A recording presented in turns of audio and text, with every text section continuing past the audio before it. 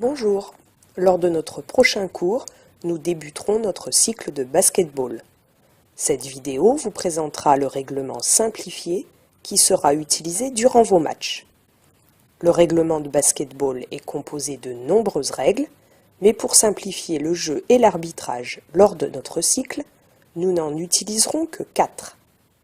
Découvrons ensemble la première, la règle du non-contact. Cette règle est essentielle. Elle existe depuis la création du basket-ball. Lorsque mon équipe n'a pas le ballon, je suis en défense. Je dois récupérer le ballon et empêcher mes adversaires de marquer. Mais je ne peux pas le faire n'importe comment. Cette règle interdit tout contact avec l'adversaire. Je ne peux donc pas empêcher un adversaire de passer en écartant mes bras.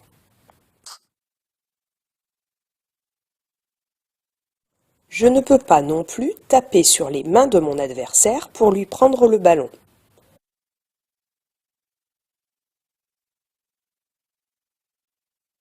Je ne peux pas prendre le ballon si le ballon est collé à mon adversaire. Par contre, si le ballon n'est pas collé à son corps et si je ne touche pas ses mains, je peux essayer de le prendre. Je ne peux pas non plus toucher avec mes mains un adversaire placé dans mon champ de vision.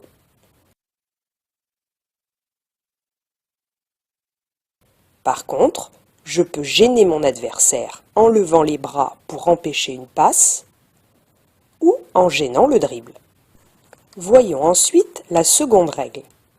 Si je suis en attaque et que j'ai le ballon, je ne peux pas courir ou marcher avec le ballon. Plus précisément, j'ai le droit à 2 appuis avec mes pieds, pas plus. Regardons quelques exemples de marché. Ici, le joueur en bleu, qui reçoit la balle, fait 3 pas avant de passer son ballon. Il a donc marché. Là, le joueur fait aussi un marché, car il piétine sur place. Or, chaque piétinement compte pour un appui.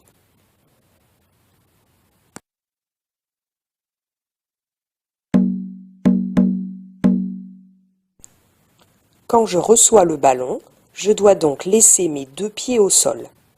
Par contre, le règlement me permet de pivoter autour du premier pied que j'ai posé. Cette technique va notamment me permettre de changer de direction.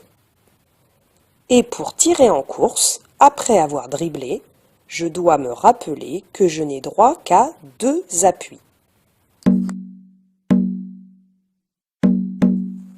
Découvrons maintenant la troisième règle. Vous l'avez compris, il est interdit de se déplacer avec le ballon sans dribbler. Un joueur ne peut pas dribbler une seconde fois après avoir terminé son premier dribble. Le dribble prend fin lorsque le joueur touche simultanément le ballon avec ses 2 mains ou s'il le laisse reposer dans l'une des 2 mains.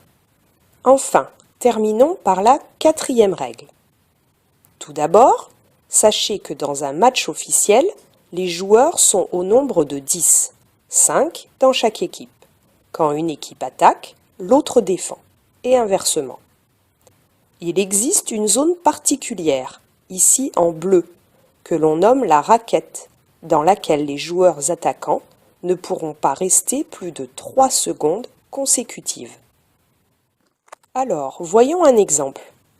L'équipe verte est en attaque. Elle cherche à marquer sur ce panier. La zone bleue représente la raquette.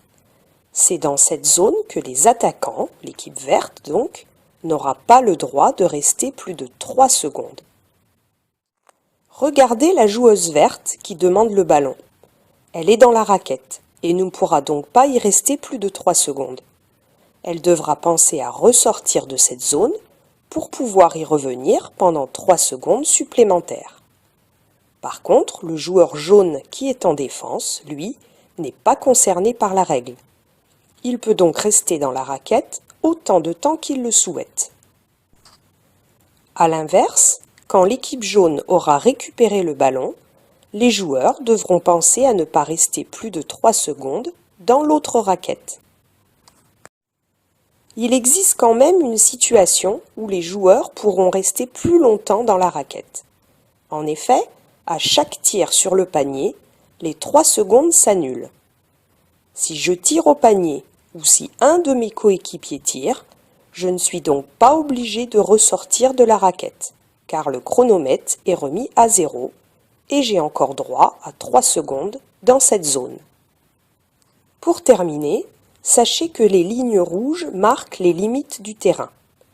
Si le ballon sort ou si un joueur en possession du ballon marche sur la ligne, même si le ballon n'est pas sorti, la balle est donnée à l'adversaire. La remise en jeu se fait sur le côté du terrain, à l'endroit de la sortie. Il en est de même pour toutes les fautes commises sur le terrain. Les remises en jeu se feront sur le côté du terrain, au niveau où a été commise la faute. Voilà, cette vidéo explicative est terminée et il ne me reste plus qu'à vous donner rendez-vous à votre prochain cours.